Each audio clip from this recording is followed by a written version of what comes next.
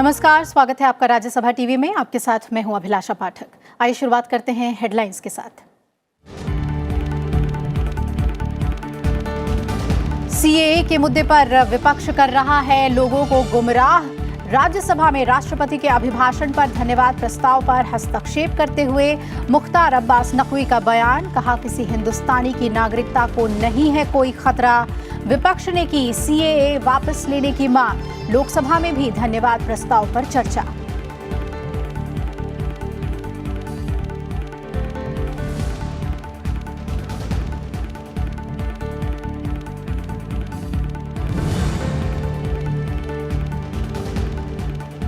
अयोध्या में राम मंदिर निर्माण के लिए श्री राम जन्मभूमि तीर्थ क्षेत्र नाम से ट्रस्ट गठन का फैसला।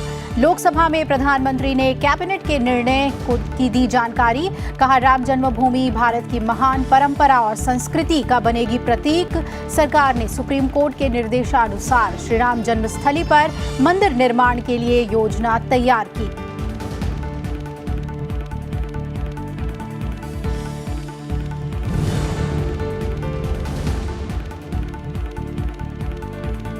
भारत की रक्षा महत्वाकांक्षा किसी देश के खिलाफ नहीं, भारत विश्व शांति का पक्षधर।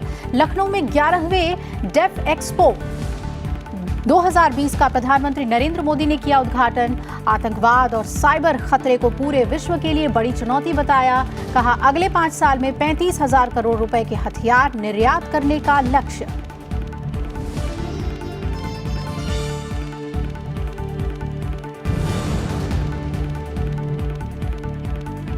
भारतीय सूचना प्रौद्योगिकी संस्थान कानून संशोधन विधेयक 2020 को कैबिनेट की मंजूरी।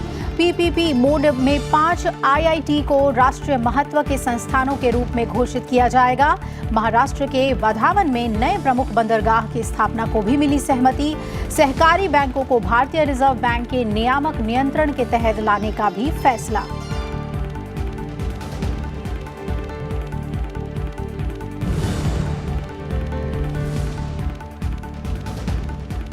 और 8 फरवरी को 70 विधानसभा क्षेत्र के 1,46,86,389 मतदाता मिलकर चुनेंगे दिल्ली की सरकार। चुनाव आयोग ने कहा दिव्यांग और वृद्ध मतदाताओं के लिए किए गए खास इंतजाम। कांग्रेस नेता राहुल गांधी ने कोंडली में जनसभा को किया संबोधित। गृह मंत्री अमित शाह की दिल्ली में 4 जनसभाएं।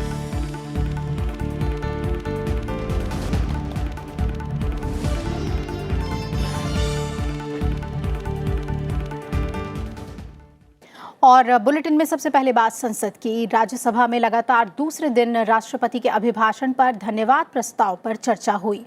चर्चा में हस्तक्षेप करते हुए अल्पसंख्यक कार्य मंत्री मुख्तार अब्बास नकवी ने कहा कि विपक्ष सीएए के मुद्दे पर लोगों को गुमराह कर रहा है।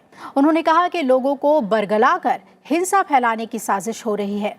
मुख्तार अब्बास नकवी ने कहा कि मोदी सरकार सबके विकास के मंत्र पर काम कर रही है। वहीं चर्चा में हिस्सा लेते हुए कई सदस्यों ने सीएए को वापस लेने की अपील की।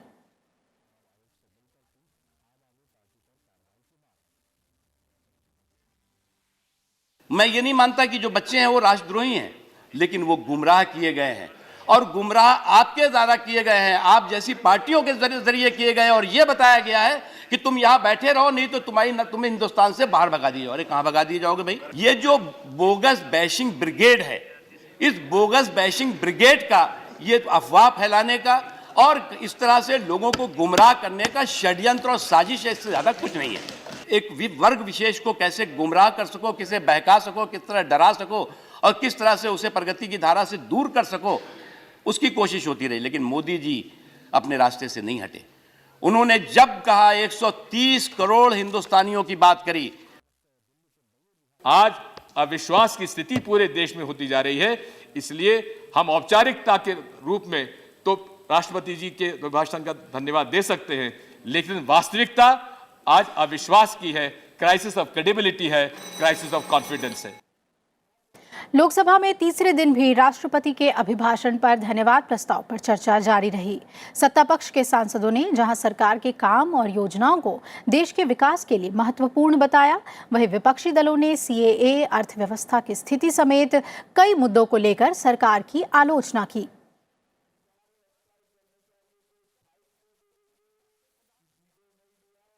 कल आप कह रहे हो कि नहीं नहीं एनआरसी अब नहीं चालू होगा, फिर क्या कह रहे हो? ओ एनपीआर में किसी को डॉक्यूमेंट का जरूरत नहीं है, आप कह रहे हो। इसमें क्या साबित होता जानते हैं? आम लोगों को जो आंदोलन, आम लोगों को जो प्रदर्शन, इसका नतीजा ये सरकार अभी पीछे हटने लगी। और जहां तक गांव की बात करें तो जिस हिसाब से प्रधानमंत्री हमारे अटल बिहारी वाजपेयी जी ने जो सपना संजोया था कि प्रधानमंत्री ग्राम सड़क योजना का, और वो अभी जो है 3rd फेज में प्रधानमंत्री ग्राम सड़क योजना के लिए 1,25,000 किलोमीटर का जो काम है वो पूर्ण होने वाला है, और हर घर को नल का पानी मिले, ये 2024 तक प्रधानमंत्री जी का सपना है। वहीं अयोध्या में श्री राम जन्मभूमि मंदिर निर्माण के लिए सरकार ने ट्रस्ट गठन का फैसला किया है। कैबिनेट बैठक में प्रस्ताव पारित होने के बाद लोकसभा में स्वयं प्रधानमंत्री नरेंद्र मोदी ने इसकी घोषणा की। उन्होंने बताया कि ट्रस्ट का नाम श्री राम जन्मभूमि तीर्थ क्षेत्र होगा। वहीं सुप्रीम कोर्ट के निर्णय के अनुसार 5 एकड़ भूमि सुन्नी वक्फ बोर्ड को दी जाएगी। राम मंदिर ट्रस्ट मंदिर निर्माण से जुड़े किसी भी फैसले को लेने के लिए स्वतंत्र होगा। प्रधानमंत्री ने कहा कि मंदिर निर्माण के लिए वृहद योजना तैयार की गई है।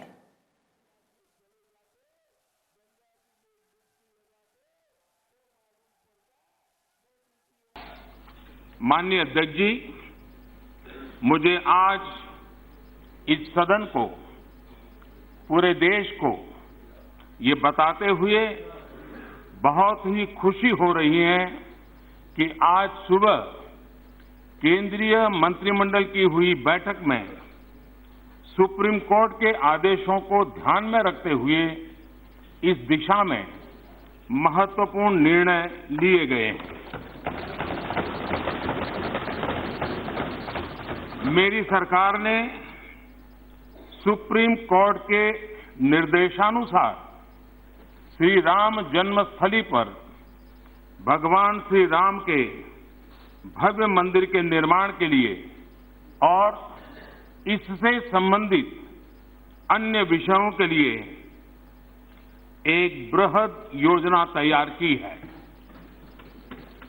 सुप्रीम कोर्ट के आदेशों के अनुसार एक स्वायत्त ट्रस्ट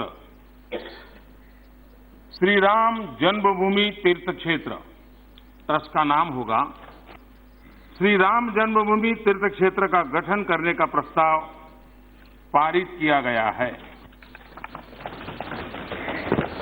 ये ट्रस्ट अयोध्या में भगवान श्री राम की जन्मस्थली पर भव्य और दिव्य श्री राम मंदिर के निर्माण और उससे संबंधित विषयों पर निर्णय लेने के लिए पूर्ण रूप से स्वतंत्र होगा। माननीय अध्यक्ष जी, माननीय सर्वोच्च अदालत के आदेश अनुसार गहन विचार विमर्श और संवाद के बाद अयोध्या में 5 एकड़ जमीन सुन्नी वक्फ बोर्ड को आवंटित करने का अनुरोध उत्तर प्रदेश सरकार से किया गया। इस पर राज्य सरकार ने भी अपनी सहमति प्रदान कर दी है। उत्तर प्रदेश की राजधानी लखनऊ में आज से 11वां डेफ एक्सपो 2020 शुरू हो गया है। प्रधानमंत्री नरेंद्र मोदी ने इसका उद्घाटन किया। प्रधानमंत्री ने डेफ एक्सपो को संबोधित करते हुए कहा कि आतंकवाद आज दुनिया की सबसे बड़ी चुनौती है और इससे निपटने के लिए भारत समेत दुनिया के बड़े देश प्रयास कर रहे हैं। उन्होंने कहा कि टेक्नोलॉजी का गलत इस्तेमाल हो, आतंकवाद हो या फिर साइबर खतरा, ये पूरे विश्व के लिए एक बड़ी चुनौती है।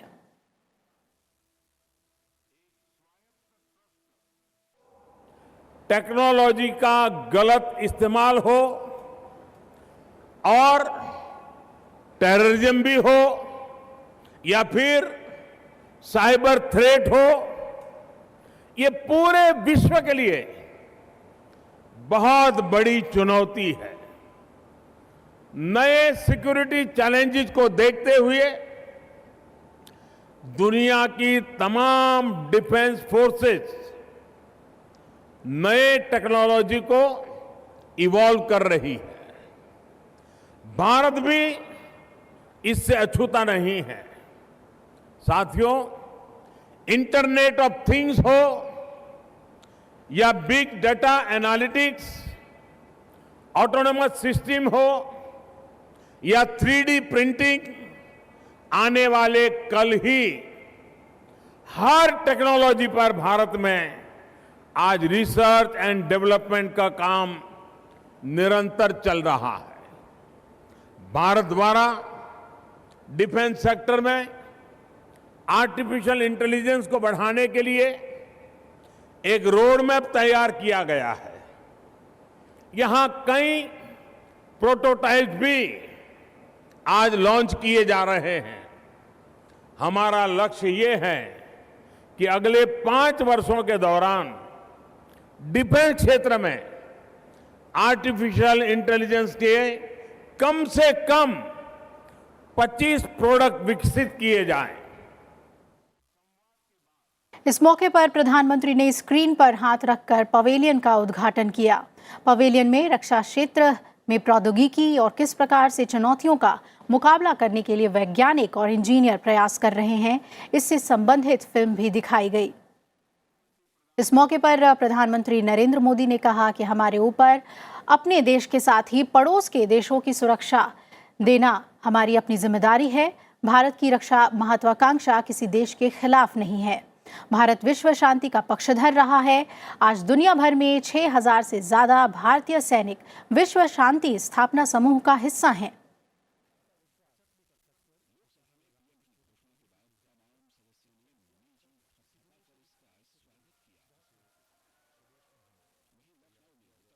डिफेंस मैन्युफैक्चरिंग में भारत की आत्मनिर्भरता उसका एक और महत्वपूर्ण पहलू है। हम पर इंडियन ओशन रीजन के साथ साथ दुनिया के एक बड़े हिस्से में अपने हितों के अलावा मानवता को भी सुरक्षित रखने की जिम्मेदारी है। हमारे ऊपर खुद के साथ साथ पड़ोस के अपने मित्र देशों को भी सुरक्षा देने का दायित्व है। हम ऐसे क्षेत्र में हैं जहां सुरक्षा से जुड़ी तमाम चुनौतियां हैं।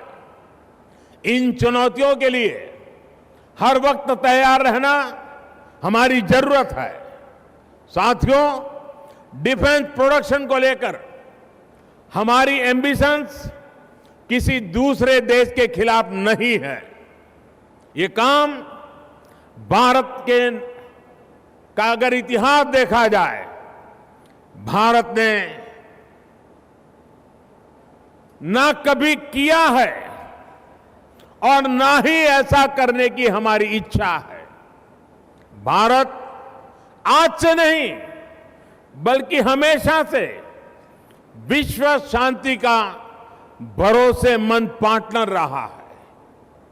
2 वर्ल्ड वॉर्स में हमारा डायरेक्ट स्टेक ना होते हुए भी भारत के हजारों जवान शहीद हुए। आज दुनिया भर में 6000 से ज्यादा भारतीय सैनिक यूएन पीस कीपिंग फोर्स का हिस्सा है। जैविक और रासायनिक हमले को रोकने के लिए डीआरडीओ ने एक सूट विकसित किया है। इसके बारे में और ज्यादा जानकारी के लिए हमारे संवाददाता पंचानन मिश्रा ने डीआरडीओ के वैज्ञानिक डॉक्टर डीके दुबे से बातचीत की। जैविक और रासायनिक अगर कोई हमला होता है उसको रोकने के लिए एक विशेष सूट डेवलप किया गया है डीआरडीओ की ओर से। हालांकि सूट काफी पहले आ गया था, लेकिन उसका अपडेटेड वर्जन भी आ चुका है जो कि बहुत ज्यादा प्रभावी है। उसके बारे में बात करते हैं दुबे साहब से, जो कि डायरेक्टर हैं यहाँ पर डीआरडीओ में है और साथ में लाइफ साइंसेज में डील करते हैं। सर बताइए, ये सूट मार्क 5 क्या खासियत है? इस मार्क 5 सूट की खासियत यह है, यह विशेष रूप से 3 तरह की टेक्सटाइल के लेयर्स को लेकर के बनाया गया है। आउटर लेयर, मिडिल लेयर और इनर लेयर। जो इसकी इनर लेयर है उसके अंदर एक जिसको हम बोलते हैं केमिकल कार्बन स्फीयर्स को लेकर के बनाया गया है।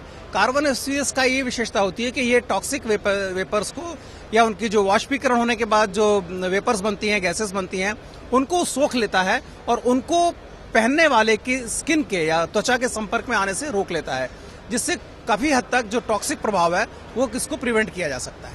दूसरा हम ये पूछना चाह रहे थे कि सर कुछ वायरसेस के जैसे कि देखा हमने चाइना में कोरोना वायरस है, कभी एंथ्रेक्स का खतरा आ जाता है भारत में, इस तरह की चीजें होती रही हैं। तो क्या ऐसे सूरत में इस तरह के सूट या फिर कोई अलग तरह का सूट डीआरडीओ के पास है? यह विशेष जो सूट है, इसकी विशेषता यह है कि ये केमिकल के साथ साथ किसी हद तक जो बैक्टीरिया जनित, जो माइक्रोब जनित जो बीमारियां हैं, जो वायरस, जो एजेंट्स हैं, उनसे यह प्रिवेंट जरूर देता है, किसी हद तक प्रोटेक्शन प्रोवाइड करता है। लेकिन जहां तक सवाल है वायरसेस का, एक विशेष प्रकार का सूट अलग से विकसित किया जा रहा है, जिसको कि हम इम्परमीबल मेम्ब्रेन बेस्ड सूट बोलते हैं। उसका टेस्टिंग चल रहा है। उसका टेस्टिंग होने के बाद जैसे ही वो उसकी परफॉर्मेंस, उसकी दक्षता सिद्ध हो जाएगी, उसको फिर हम जल्दी ही यूजर्स के लिए उसको भी हम डेडिकेटेड करेंगे, देने की स्थिति में हो सके। आइए यहाँ पर रुकते एक ब्रेक के लिए, फौरन हाजिर होंगे, बने रहिए हमारे साथ।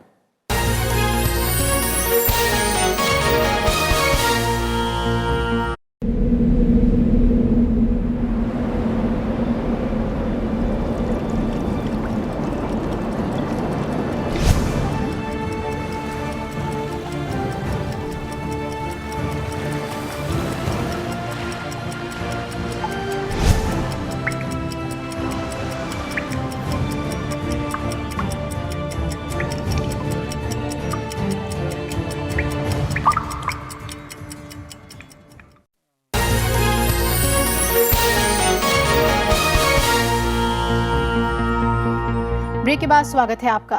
केंद्रीय मंत्रिमंडल ने आज भारतीय सूचना प्रौद्योगिकी संस्थान कानून संशोधन विधेयक 2020 को मंजूरी दी। इसमें सूरत, भोपाल, भागलपुर, अगरतला और रायचूर में पीपीपी मोड में 5 आईआईटी को राष्ट्रीय महत्व के संस्थानों के रूप में घोषित किया जाएगा।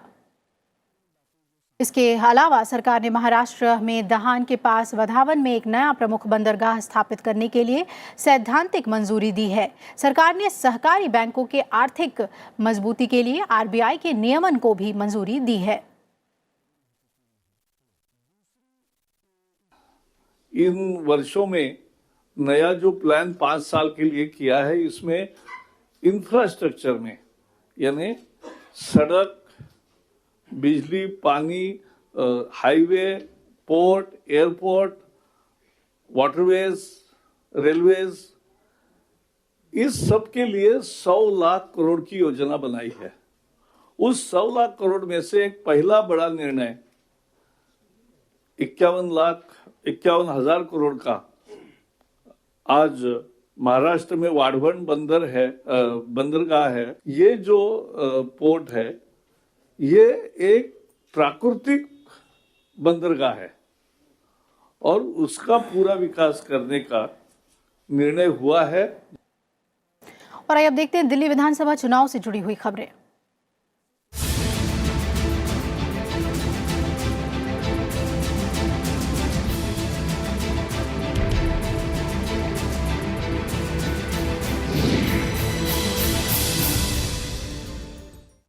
दिल्ली विधानसभा चुनाव के लिए चुनाव आयोग ने अपनी खुद को पूरी तरह से तैयार कर लिया है, कमर कस ली है। दिल्ली के मुख्य निर्वाचन अधिकारी डॉक्टर रणबीर सिंह ने एक प्रेस वार्ता आयोजित कर दिल्ली चुनाव के बारे में अहम जानकारियां साझा करते हुए बताया कि 8 फरवरी को 70 विधानसभा क्षेत्रों के 1,47,86,389 मतदाता मिलकर इस दिल्ली की सरकार चुनेंगे, जो पिछले विधानसभा चुनाव की तुलना में इस बार करीब 14,77,000 अधिक हैं।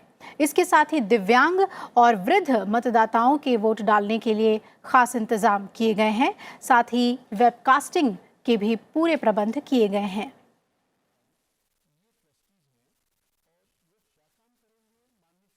में वेबकास्टिंग सारे डिस्ट्रिक्ट्स के ऐसे जितने भी एसी वाइज जितने भी पोलिंग स्टेशन हैं, उन सब को व्यू किया जा सकता है। जिसको भी आप चाहें व्यू कर सकते हैं, तो वेबकास्टिंग होगी। उसके अलावा अगर जनरल ऑब्जर्वर चाहता है तो वहाँ पे माइक्रो ऑब्जर्वर भी लगा सकते हैं। वहाँ पर वीडियोग्राफी या स्टिल वीडियोग्राफी भी अगर चाहे तो कर सकते हैं। लेकिन हम हर क्रिटिकल पोलिंग स्टेशन पर पैरामिलिट्री फोर्स और वेबकास्टिंग ये हम हर जगह कर रहे हैं। गृह मंत्री अमित शाह ने दिल्ली के कोंडली में चुनावी रैली को संबोधित किया। अमित शाह ने कहा कि इस चुनाव में एक ओर शाहीन बाग का समर्थन करने वालों की टोली है और दूसरी ओर नरेंद्र मोदी के नेतृत्व वाली देशभक्तों की टोली। इन दोनों विचारधाराओं के बीच जनता को तय करना है कि उसे किसके साथ जाना है। ये चुनाव अब दो व्यक्तियों के बीच का चुनाव नहीं रह गया, दो दलों के बीच का चुनाव नहीं रह गया। ये चुनाव एक विचारधाराओं के बीच का चुनाव है। मित्रों, एक और ये राहुल बाबा, केजरीवाल एंड कंपनी खड़ी है जो कहती है we are with Shaheen Bagh. Delhi विधानसभा चुनाव के प्रचार में अब महज एक दिन बचा है, जिसे देखते हुए कांग्रेस ने भी अपनी पूरी ताकत लगा दी है। कांग्रेस नेता राहुल गांधी ने कोंडली इलाके में रैली को संबोधित किया। उन्होंने जनसभा को संबोधित करते हुए दिल्ली सरकार और बीजेपी पर निशाना साधा।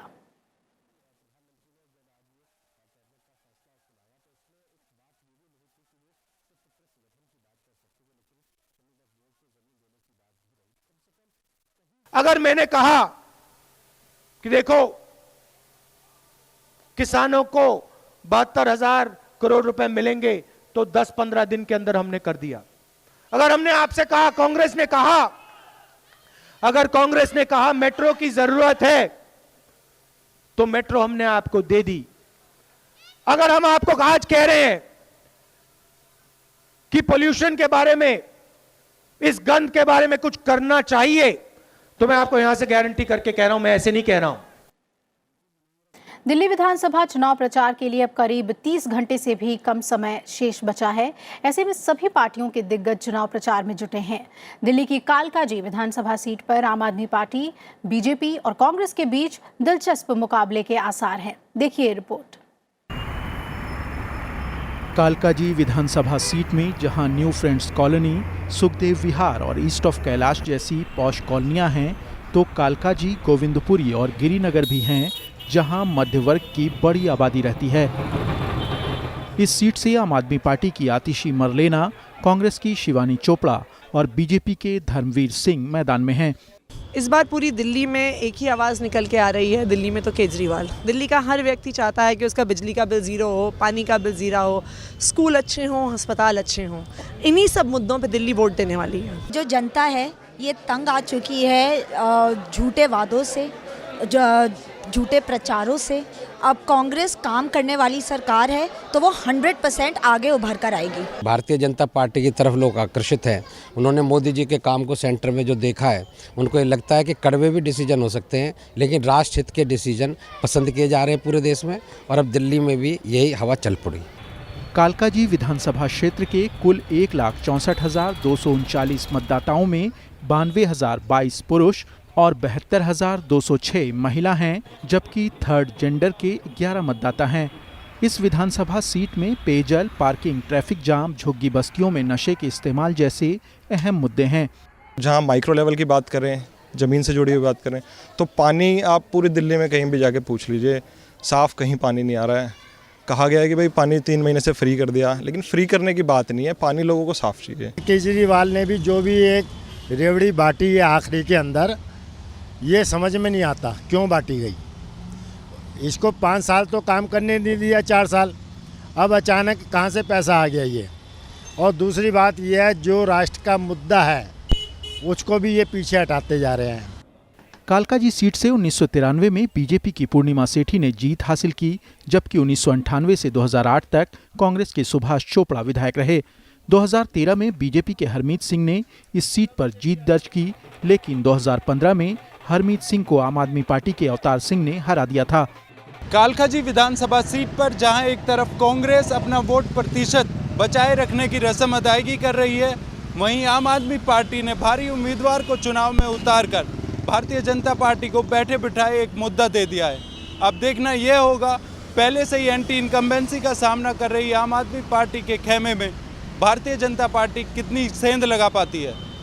दिल्ली से कैमरामैन शिव के साथ विपिन चौहान, राज्यसभा टीवी।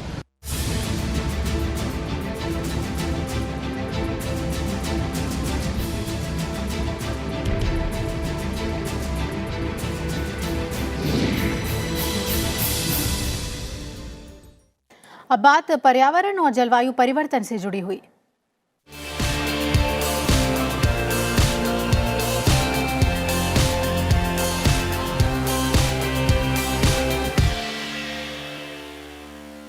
जंगलों में लगी आग के बाद बने हालात को लेकर 250 वैज्ञानिकों ने ऑस्ट्रेलिया सरकार से तत्काल जलवायु परिवर्तन से निपटने को लेकर कदम उठाने की मांग की है। वैज्ञानिकों ने जलवायु परिवर्तन और ऑस्ट्रेलिया के जंगल की आग की घटना के संबंध की पड़ताल की है और इस रिपोर्ट के मुताबिक जंगल की आग के हालात इस बार पहले शुरू होकर लंबा चला और इस दौरान बारिश भी कम हुई, जिससे तापमान में वृद्धि हुई। वैज्ञानिकों का कहना है कि भविष्य में होने वाले बदलाव के कारण आग और खतरनाक मौसम की आशंका बढ़ी है।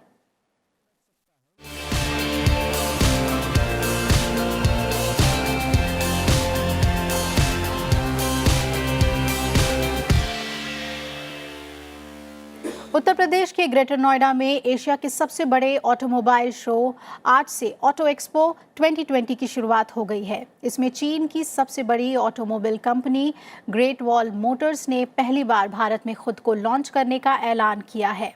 पहले दिन 16 बड़ी ऑटोमोबाइल कंपनियों ने लगभग अपने 42 वाहनों का प्रदर्शन किया, जहां हुंडई, मारुति, रेनॉल्ट, महिंद्रा, टाटा, किया मोटर्स, एमजी, स्कोडा जैसी बड़ी कंपनियां शामिल हैं।